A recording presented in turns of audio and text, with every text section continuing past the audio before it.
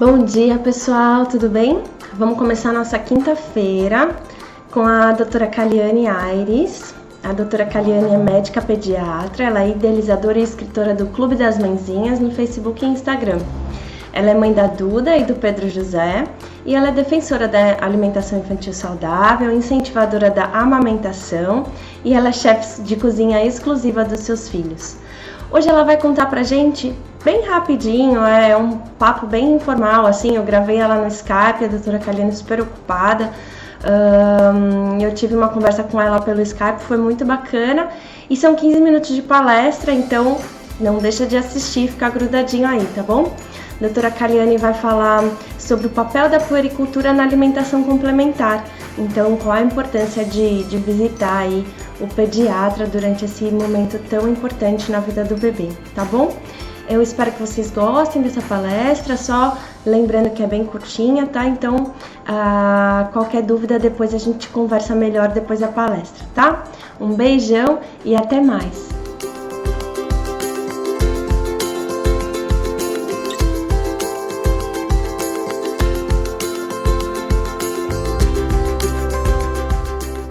Oi, gente, eu sou Kaliane Melo, sou pediatra intensivista, certo? Estou à frente do Clube das Mãezinhas no Instagram e no Face. Sou mãe de Duda, de 11 anos, e PJ, de 1 ano e 4 meses. Primeiramente, queria agradecer a Lina a oportunidade de participar desse congresso, que para mim é um evento novo, mas estou adorando, porque é a área que eu mais gosto de compartilhar e dividir os conhecimentos, porque é meu dia a dia, não só como mãe, mas também como pediatra, acompanho meus bebês, e essa parte da puericultura é a minha convivência diária mesmo, tá? O tema que me foi abordado foi para falar a respeito do papel da puericultura na introdução da alimentação complementar. Então, primeiramente, o que é a puericultura? A puericultura é a ciência que lida com essa parte dos cuidados dos primeiros anos de vida do bebê, mas seria uma coisa mais global, porque a puericultura é muito além daquela velha ideologia de medir e pesar o bebê. A puericultura é compreender a criança como um todo, é estudar e avaliar o seu desenvolvimento cada dia que passa. Por isso que é tão importante as consultas mensais com o pediatra, porque de um mês para o outro, a evolução da criança muda significativamente. E aí, a gente, como pediatra, tem que estar ali pronto para analisar quais são as mudanças que foram positivas, quais foram aquelas que ainda estão em um pouco de atraso e quais ainda a gente pode esperar mais um pouquinho. E o que é que isso tem importância com a alimentação? Tem tudo a ver com a alimentação. Por quê? Os bebezinhos que nascem a termo, ele atinge uma certa maturidade para receber a introdução da alimentação complementar por volta dos 6 meses de idade. Mas nem todos os bebês são assim. Isso é humanamente compreensível, porque nem todos somos iguais. Existem os bebês que são pré-termos, que ele tem, às vezes, algum atraso nesse desenvolvimento. Um exemplo que foge à regra é o meu próprio filho, Pedro José, que aos 6 meses ele atingiu, sim, a maturidade suficiente para a introdução da alimentação complementar. Mais à frente eu posso falar um pouco sobre isso. E existem os bebezinhos que, mesmo nascendo a termo, por alguma deficiência, por alguma síndrome, por algum probleminha, eles têm um certo atraso no desenvolvimento e às vezes a gente tem que esperar um pouquinho mais para a introdução, ok? Tanto o Ministério da Saúde como a Sociedade Brasileira de Pediatria indicam que bebês que são amamentados exclusivamente e bebês que usam fórmulas infantis devem fazer esse tipo de introdução aos 6 meses de idade, que é quando a criança encontra-se no melhor período para a introdução dos sólidos. Entretanto, algumas mães são bastante receosas e o pediatra, durante a puericultura, está ali para passar essa segurança, principalmente o pediatra atualizado, para explicar que a gente não deve seguir aquelas famigeradas receitinhas antigas de papinhas, de liquidificar comidinha, de ter medo de engasgo. E aí a gente vai estar ali para orientar e para estar explicando como deve ser feita a introdução certinha. Além disso, cada mês a gente avalia na questão de peso e altura, sim, e vemos se o ganho ponderal da criança está correspondente à ingestão que ela está tendo, ok? Uma coisa que é bastante importante é também a troca de experiências. Eu vejo que no meu dia a dia, muitas mães, elas me perguntam bastante em relação a como foi a minha experiência. E assim, foram 2 experiências bastante distintas. Com a Duda eu sofri bastante, na época eu era estudante de medicina, e a introdução foi a introdução clássica, certo? Foi a introdução que passou do aleitamento materno, usei fórmula, usei papinhas, liquidifiquei muitas coisas, e hoje Duda com 11 anos tem uma alimentação dificultosa. Eu ainda hoje luto bastante para que ela consiga entrar nos eixos. Já Pedro não, Pedro saiu do aleitamento materno, infelizmente eu não amamentei, não consegui amamentar exclusivo os 6 meses, entrou na fórmula também, por uma série de probleminhas meus e dele, e aí aos 6 meses, quando introduzimos a alimentação complementar, já fui direcionada a outros métodos. Utilizei o BLW e utilizei também a alimentação participativa. E foi um sucesso.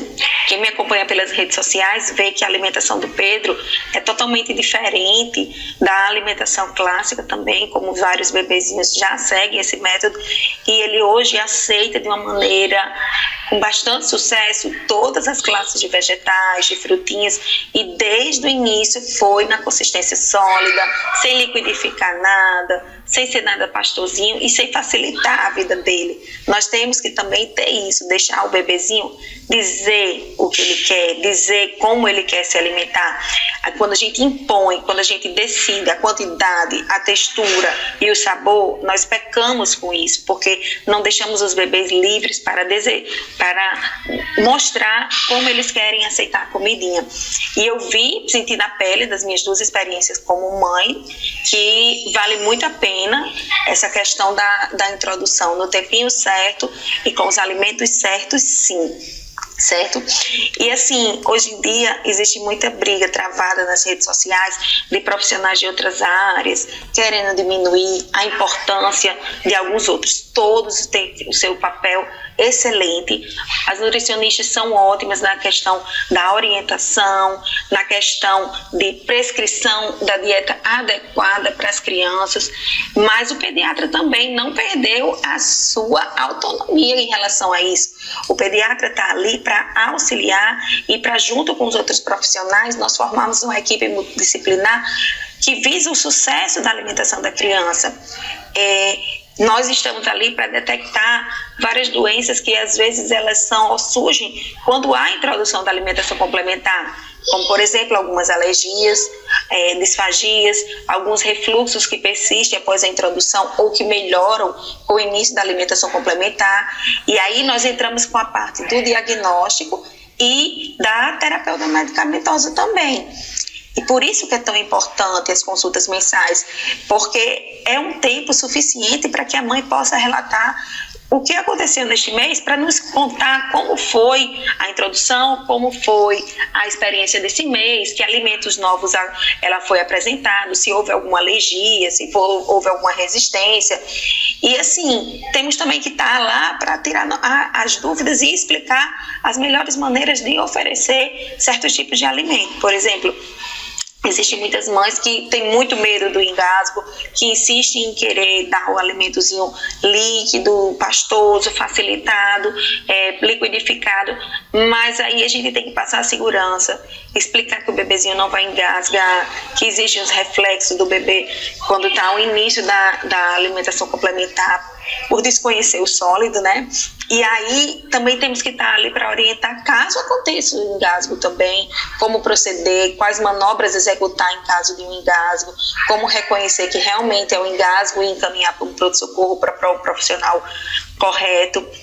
E ao chegar o final de um ano de vida, quando nós encerramos essa primeira parte da puericultura do bebê, que vai de 0 a 1 ano, que são as consultas mensais, nós avaliamos a criança, vemos os ganhos dela durante esse ano todo, que é para ser crescente. Nós não devemos exigir que nossas crianças ganhem sempre. Não é uma regra matemática que todo mês ela tem que ganhar X. Ela tem que ganhar, sim, tem que obedecer uma certa curvinha lá de crescimento, sim, mas nem todas são iguais. Existem crianças que conseguem ganhar 2 quilos em um mês com a alimentação através do aleitamento materno exclusivo. Entretanto, outras crianças conseguem ganhar 500 gramas. Mas se elas estão dentro do parâmetro dela, se é uma criança de uma família que a estrutura é pequenininha, nós respeitamos aquele padrão e vamos analisar como um todo ao final de um ano de vida. Também, ao final de um ano de vida, vemos a questão da estatura, se ela se encontra na média para a idade dela, tudo isso. E, como pediatra, solicitamos os exames básicos para ver se com a alimentação, se ela foi adequada, se os nutrientes que ela ofereceu foram suficientes para a prevenção de anemia, para ter a quantidade correta de cálcio, de vitamina D, de sais minerais suficientes para a dieta da criança. Isso através de alguns exames laboratoriais nós fazemos esse perfil diagnóstico da criança, e muitas vezes as crianças bem alimentadas, eu diria que a imensa maioria, quando as mães oferecem os alimentos corretos e na quantidade correta, as crianças não precisam mais repor nada, já estão com um nível de hemoglobina, de ferro, de ferritina, de cálcio, de vitamina D super adequados, e isso fala muito a favor da saúde e da qualidade de vida delas, porque, como experiência própria, eu vejo que a alimentação saudável, ela previne muitas doenças. O PJ, o Pedro José, ele é um exemplo vivo disso, porque ele é 1 ano e 4 meses, é uma criança que nunca adoeceu, nunca teve nenhum problema gastrointestinal decorrente de má alimentação. Ele teve, sim, alergia à proteína leite de vaca, mas foi decorrente da alergia que ele teve nos primeiros meses de vida. Mas no que diz respeito às questões de doenças tipo viroses oportunistas, devido à imunidade baixa, devido à má alimentação, não teve nada disso. E isso não é um sucesso que cabe só a ele, mas todos os bebês que eu acompanho de pertinho, que estão ali na puericultura mensal, eu vejo que quando as mães são bem orientadas e quando seguem a rigor todas essas questões, essas dicas, estão bem atentas, são os bebês extremamente saudáveis. E é isso, a alimentação aliada de um bom acompanhamento, de uma boa orientação, ela só está para somar e só está para deixar nossos filhos mais saudáveis. Por isso que eu luto tanto por isso que eu amo essa área, e porque é a solução para todos os nossos problemas, porque quando a gente pensa na introdução da alimentação, que a gente briga tanto por questão de não liquidificar, não amassar papinha, dar alimentos variados, não oferecer açúcar, etc, porque a gente briga tanto por isso, não é pensando só no benefício a curto prazo, eu estou pensando a longo prazo. Se eu fosse pensar a curto prazo, eu cairia na famigerada fórmula de introdução de farináceos, de papinhas engordativas, mas não, eu estou pensando a longo prazo, eu estou pensando na qualidade de vida dele, em ampliar o seu cardápio, eu estou pensando que mais na frente vai ser uma criança que vai ter mais facilidade de se familiarizar com qualquer tipo de alimento. E assim, além disso, a alimentação, ela não é só questão de comida, é uma questão neurológica muito importante. Então, assim, favorece a coordenação motora, tem um estímulo neurológico, assim, fantástico. E os bebezinhos que seguem à risca tudo isso são bebezinhos bem diferenciados e só sucesso por aqui também. Por isso que é de extrema importância o acompanhamento de um pediatra também. Deve ter um acompanhamento também dos profissionais de nutrição, sim, mas o pediatra também, mensalmente, para estar ali lhe auxiliando e lhe orientando tudo isso que é de extrema importância. Outra coisa que é importante em relação à puericultura mensal é no que diz respeito à criança quando está convalescente, doentinha. A dieta muda completamente. Você não quer exigir do seu filho, quando ele está com alguma doencinha, que ele coma igualzinho ao que ele comia antes. Alguns sim, claro, ninguém é igual. Mas a maioria das crianças, quando ela está deprimida por algum patógeno, ela não vai reagir da mesma forma. Um exemplo, uma amidalite, uma gargantinha cheia de placa de pus, fica praticamente impossível a deglutição de sólidos e de consistência mais durinha e de temperatura mais elevada. Então aí cabe o bom senso, a orientação e liberar líquidozinhos mais geladinhos e tudo isso para facilitar a alimentação da criança. É outra conversa. Eu falo sempre que essa questão dos sólidos, da insistência, da variedade, é no que diz respeito à criança saudável. A criança doente é outra conversa. A gente quer mais é que ela fique boa e não fica preocupada com relação a ter que estar insistindo que ela coma o sólido mesmo sem ela querer. Tem que respeitar também no caso das doenças. E assim, gente, praticamente é isso.